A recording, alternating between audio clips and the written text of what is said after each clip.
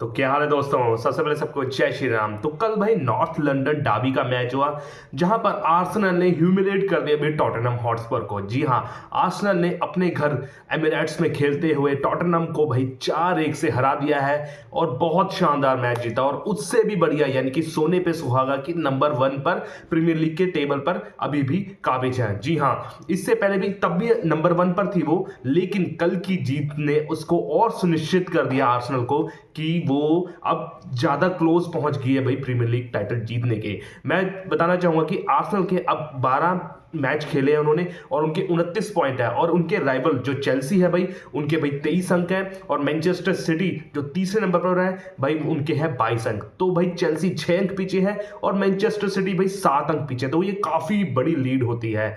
अगर बस बस भगवान ये ना करे कि वो अपने आप पे कुल्हाड़ी मारे भाई पैर में आर्सेनल वाले, क्योंकि आर्सेनल जब हारती है वो अपने उससे ही हारती है भी, और कोई उसको टीम नहीं हरा पाएगी इस सीजन में, क्योंकि जिस तरीके से उनका डिफेंस है ना भाई, सबसे बढ़िया यूरोप में डिफेंस है उनका। तो मैं ये कहना चाहता हूं अगर आर्सेनल हारेगी तो वो अपने करके ही हारेगी, उसको कोई टीम नहीं हराने वाली। अब और एग्जांपल ले लीजिए दो बड़ी राइवल उनकी चेल्सी और मैनचेस्टर सिटी का।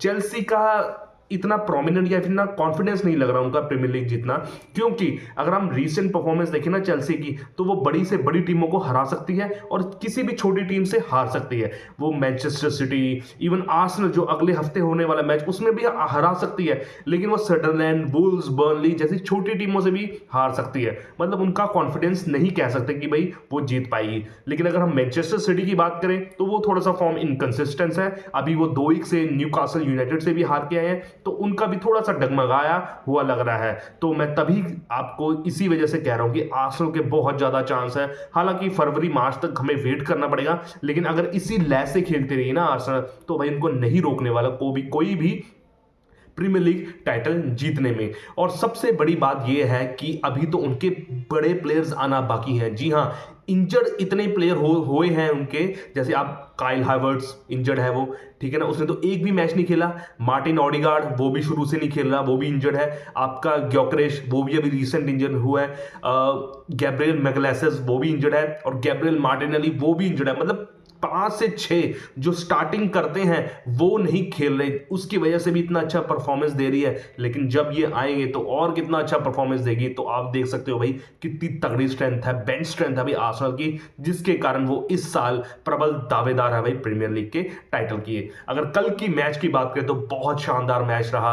और आप देखोगे ना सभी के सभी प्लेयर यूनिटी में खेले, कोई भी एक आधा प्लेयर ऐसा नहीं लगा कि बेकार खेला। बुकायो साका ने 2 इतने तगड़े मारे ना, लेकिन उनके गोलकीपर ने सेव किए स्पर्स के। और मिकेल मरीनो इतना बढ़िया खेला, एब्रेचे एजे, डेक्लन रीस, जुबिमेंडी तो भाई एक तरीके से रीढ़ की हड्डी बन चुका है भाई। क्या साइनिंग करी है भाई आर्सेनल ने जुबिमेंडी की, जुबिमेंडी रीढ़ की हड्डी बन चुका है भाई। और डेक्लन राइस, ये दोनों एक तरीके से पिलर हैं मिडफील्डर के, जो पूरा का पूरा ये सीजन अपने आप में चला रहे हैं दोनों डबल पीवट के साथ। तो और डिफेंस की तो क्या ही बात करें भाई, इतना बढ़िया डिफेंस है। और शुरुआत जो मिकेल मरीनो ने क्या पास दिया भाई यहां पर त्रोसाद को, और त्रोसाद ने कोई भी गलती नहीं करी, घूम कर भाई गोल कर दिया भाई। और त्रोसाद की भी तारीफ करनी पड़ेगी भाई, जब उसको मौका मिलता है इस सीजन भाई तब तब गोल कर रहा है, एज ए स्ट्राइकर भूमिका निभा रहा है। ग्योकरेश की, एप्सन की, मार्टिन ऑडिगार्ड की, या फिर कह लीजिए आपके काइल हैवर्ट्स की, भाई उनको जिम्मेदारी दी गई है त्रोसाद को। और बहुत बढ़िया पहला गोल उन्होंने किया।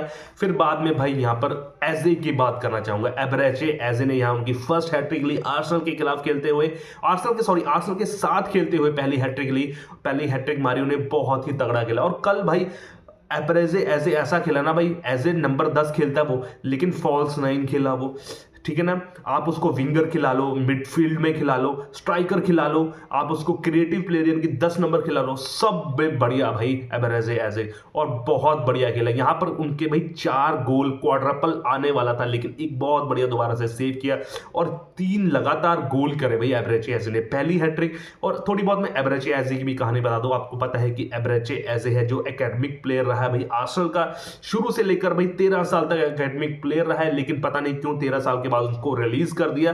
तो वहां से एब्रेचे एजे ने कहा था कि मैं दोबारा आर्सेनल आऊंगा और मैं बड़ा कुछ करूंगा, ये उनका ट्विटर पोस्ट भी था।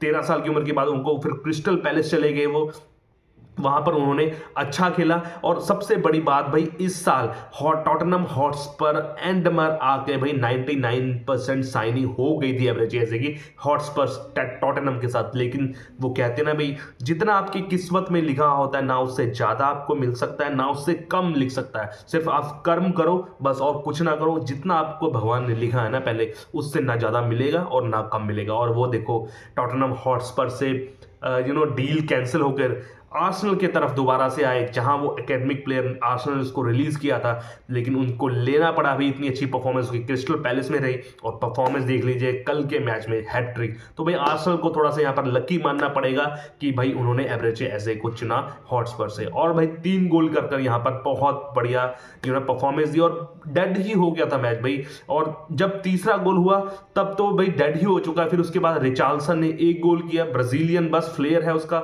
ये था। अगर टॉटनहम हॉटस्पर की बात करें तो शुरुआत में टॉटनहम हॉटस्पर बहुत अच्छी लगी भी थॉमस फ्रैंक के अंडर, अच्छा उन्होंने रहा, टॉप 3 या 4 में रही थी वो 7-8 मैच में। लेकिन उसके बाद उनकी फॉर्म डगमगाई, और इस मैच में तो भाई वो डिफेंसिव अप्रोच के साथ खेले।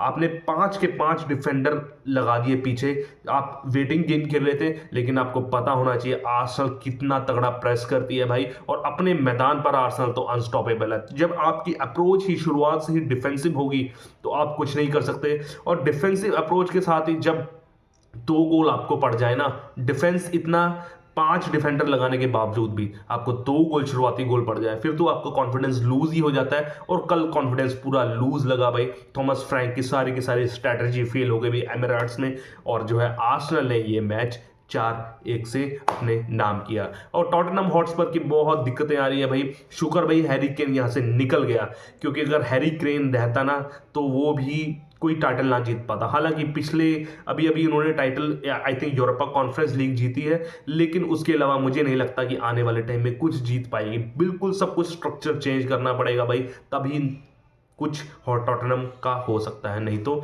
यहाँ पर टॉटनहम की तो एक तरीके से बर्बादी ही है, जिस तरह की परफॉर्मेंस वो दे रही है। तो यहाँ पर भी आर्सेनल फैंस के लिए बहुत बढ़िया हुआ, क्योंकि आर्सेनल को यार जीतना भी चाहिए ये वाला टाइटल। बहुत साल हो गए भाई, आप देखोगे ना 3-4 साल से तो वो टेबल में टॉप करते हुए नजर आए, मतलब टॉप 3 में आए, कभी दूसरे नंबर, तीसरे, चौथे में। बहुत स्ट्रगल किया भाई। माइकल आर्टेटा ने भी भाई तीसरे नंबर पर आना, दूसरे नंबर पर आना, 3-4 साल से लगातार। तो अगर ये वाला टाइटल जीतते हैं तो डिजर्विंग भी है यार। एज ए लिवरपूल फैन, मैं लिवरपूल फैन हूँ, लेकिन मैं बिल्कुल भी नहीं चाहता कि भाई वो लिवरपूल जो है टॉप 4 में भी रहे, क्योंकि इतने गंदा परफॉर्मेंस दे रही है ना। और मैं चाहूंगा कि as a Liverpool fan Arsenal ये वाला टाइटल जीते, और डिजर्व भी करती है भाई आर्सेनल ये वाला टाइटल इस बार जीतना। तो ऐसी खबरें जानने के लिए मेरे चैनल को लाइक शेयर सब्सक्राइब कीजिए। जय श्री राम। Okay bye.